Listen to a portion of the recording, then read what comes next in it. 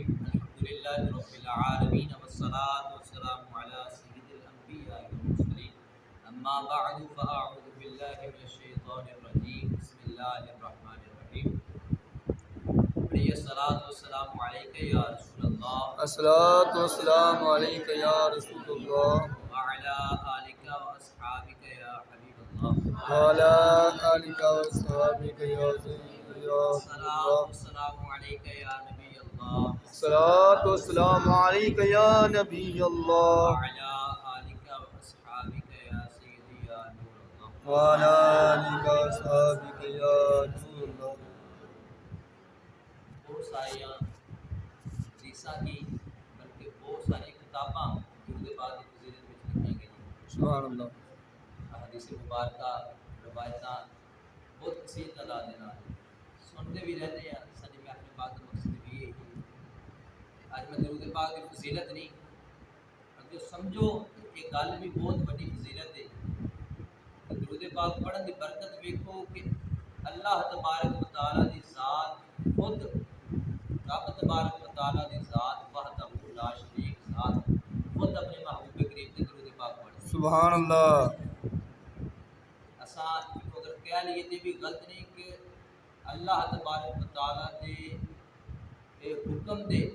نال اللہ تبارک و تعالیٰ دے پیارے محبوب دے اساں درود پاک دا نذرانہ پیش کریں سبحان اللہ یہ کم فضیلت نہیں کہ رب تبارک و تعالیٰ کی ذات حکم بھی ارشاد فرما رہی ہے خود بھی کر رہی ہے دو روایتیں بیان کروں کہ شان صدیق اکبر کا زبان مولا علی سبحان اللہ بہت پیاری روایت جب پڑھی تو مزہ آ گیا حضرت مولا علی شیر خدا ایسے طرح ہی مجمع لگا کے بیٹھے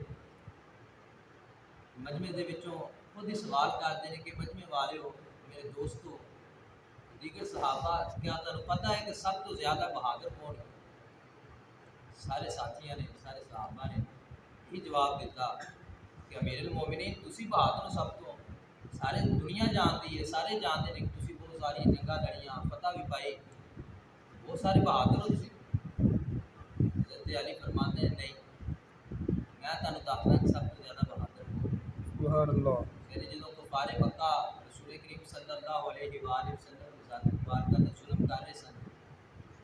کفار قریش نے آ کے گھیر لیا چارے پاسوں رسول کریم صلی اللہ علیہ وسلم کی ذات اس جرمٹ وچوں آواز آئی کہ کوئی ابو بکر نو اطلاع کرے کہ رسول کریم صلی اللہ علیہ وآلہ وسلم تے جڑے کفار نے وہ حملہ کر چکے ہیں کسی نے آواز دیتی تے حضرت ابو بکر صدیق نے آواز سنی حضرت علی فرماتے ہیں کہ ابو بکر صدیق کے پیر میں جُتی بھی کوئی نہیں اوہو گھروں بھجدے آ رہے ہیں کہ میرے آقا نے حملہ کر دیتا ہے کفار نے حضرت علی فرما رہے ہیں پیروں میں جُتی بھی کوئی نہیں سر کے اتنے ٹوپی بھی کوئی نہیں حضرت ابو بکر صدیق بھجدے آ رہے ہیں ایک کافر کو پھڑتے ہیں پرا سٹتے ہیں پھر دوسرے کافر کو ہاتھ پاندے ہیں انہوں پھڑ کے پرا سٹتے ہیں جو دیکھا کہ بسوں باہر کام ہے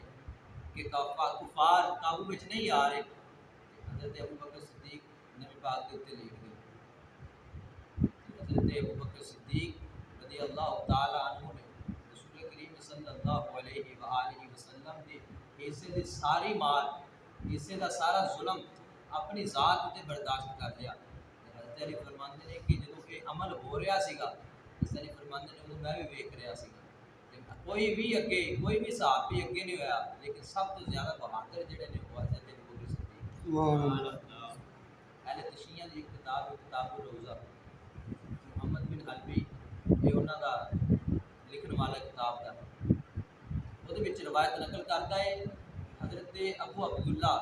امام جعفر صادق رضی اللہ تعالیٰ عنہ جڑے اہل بیت دے پنجویں امام نے آپ روایت کرتے ہیں کہ آسمان دی طرفوں دن دے آغاز دے ٹائم ندا آندی ہے غیبی آواز آندی ہے کی آواز آندی ہے کہ غیبی آواز دین والا آواز دیتا ہے کہ جنہیں علی دے نال پیار کر لیا اپنے دل وچ علی دی محبت جگا لے علی دی پیروی کر لے گویا کہ وہ ہدایت پا گیا سبحان اللہ گویا کہ وہ جنت پا گیا اسی طرح جب شام ہوتی ہے دن کا اختتام ہوتا ہے اسی طرح ہی آسمان طرفوں پھر غیب والوں آواز آتی ہے آواز دین والا آواز دیتا ہے کہ جنہیں حضرت عثمان غنی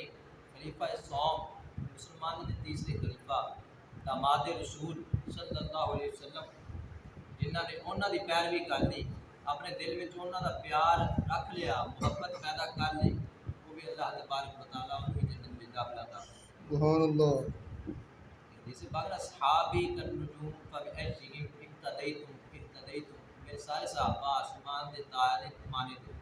وہ جنہیں ایک دی بھی پیروی کر لی وہ ہدایت پا گئے جنت پا گئے اس حدیث تو اس روایت تو امام جعفر صادق رضی اللہ تعالی عنہ دی اس روایت تو ثابت ہو رہی ہے جنہیں حضرت علی نال محبت کی تھی وہ بھی جنت میں چلا جائے گا جنہیں حضرت عثمان کی گلی تھی محبت اپنے دل میں بسا لے گا اللہ تبارک و تعالیٰ کے ساتھ اس محبت کرنے والے کو انہیں بھی جنت عطا کر دے گا اللہ تبارک و تعالیٰ سنسار کی معنی